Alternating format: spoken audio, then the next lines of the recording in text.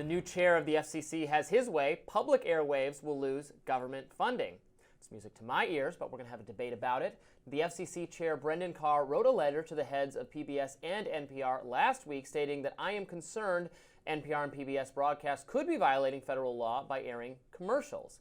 In particular, it is possible that NPR and PBS member stations are broadcasting underwriting announcements that cross the line into prohibited commercial advertisements. It went on to say, to the extent that these taxpayer dollars are being used to support a for-profit endeavor or an entity that is airing commercial advertisements, then that would further undermine any case for continuing to fund NPR and PBS with taxpayer dollars, Carr wrote. Piling on is the new House Subcommittee Chair, Marjorie Taylor Greene, who called on NPR and PBS to testify next month. The Georgia Republican, in a letter, said, as an organisation that receives federal funds both directly and indirectly through its member stations, NPR's reporting should serve the entire public, not just a narrow slice of like-minded individuals and ideological interest groups. MTG's letter to NPR CEO Catherine Maher cited the network's decision to not report on the Hunter Biden laptop scandal in October 2020. In her letter to PBS CEO Paula Kerger, Greene pointed out that its reporting on Elon Musk's hand gesture during President Trump's inauguration celebration was clearly false. NPR said in a statement Monday, we welcome the opportunity to discuss the critical role of public media in delivering impartial, fact-based news and reporting to the American public. While PBS said, we appreciate the opportunity to present to the committee how now more than ever the service PBS provides matters for our nation. Meanwhile, Elon applauded MTG on X, saying, excellent action by Representative Marjorie Taylor Greene. Federal funding for public broadcasting currently totals $535 million per year. This allocation is dispersed to local PBS and NPR stations across the country, benefiting those outlets in all states.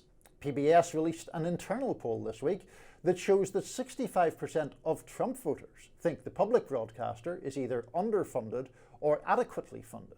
The poll also shows 82% of voters, including 72% of Trump voters, valued PBS for its children's programming and educational content.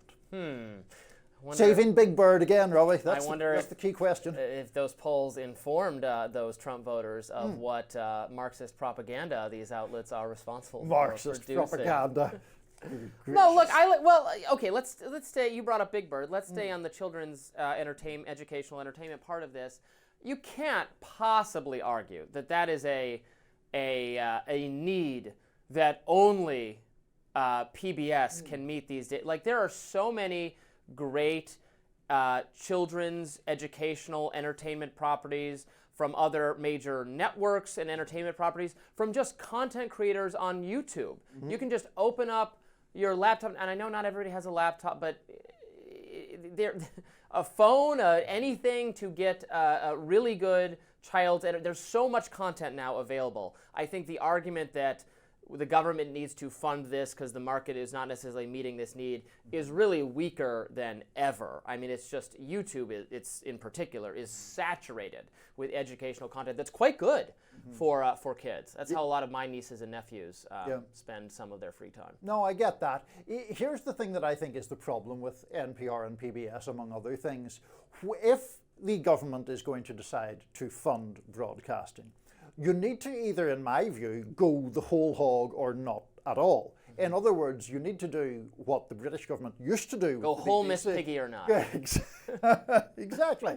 That's very good. I like that reference. But look, the whole point is you have to put the money in to make it really exemplary. And then you can make the argument that the public broadcaster does things that commercial broadcasters could or would not, because the individual items of coverage would not be profitable. So then, for example, one of the difficulties, I think, in American television broadcasting has been a great depletion over the years on foreign news reporting, because it's very costly and it often just doesn't make money. That's something that a well-funded public broadcaster could do.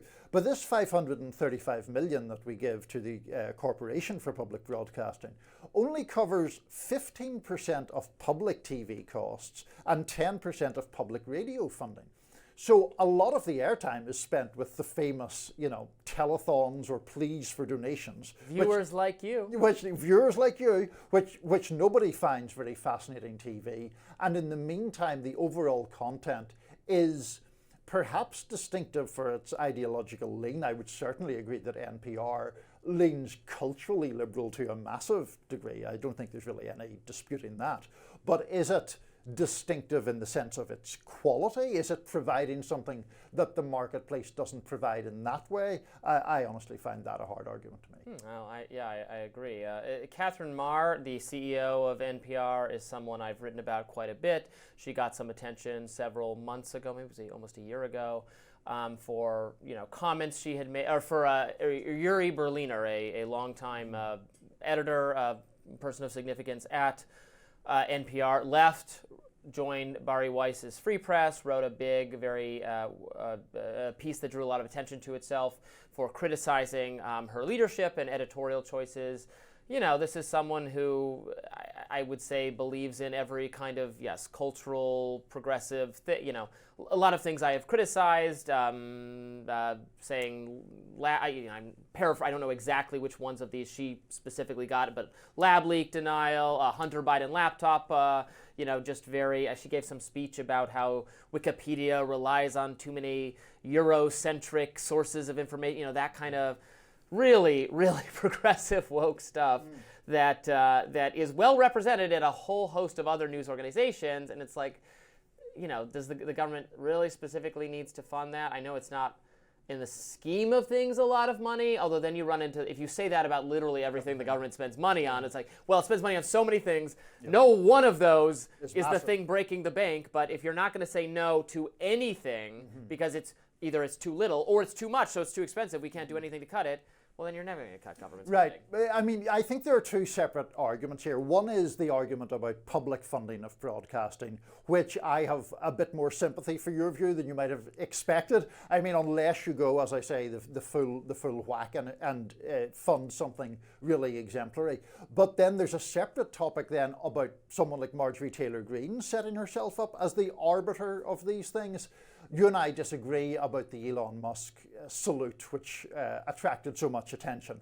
But her argument is to describe it as looking like a fascist salute or whatever is clearly false and shouldn't be done. Yeah, I don't agree with that. I would not agree with that, and I think it is a perfectly legitimate view to put forward.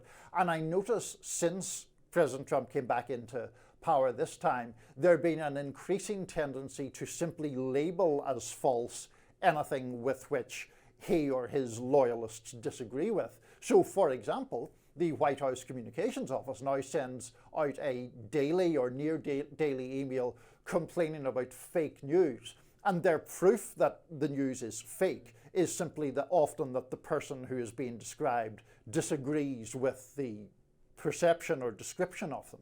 That's not fake news. It is not rebutting something if someone says, this person is acting in an inappropriate way, and the person says, no, I wasn't. You haven't. Yeah, that doesn't make the original report fake news, which I think is the Trump administration's view. Well, coming up next, libertarian conservative commentator Hannah Cox joins us to talk about USAID and what they were funding. Stay tuned.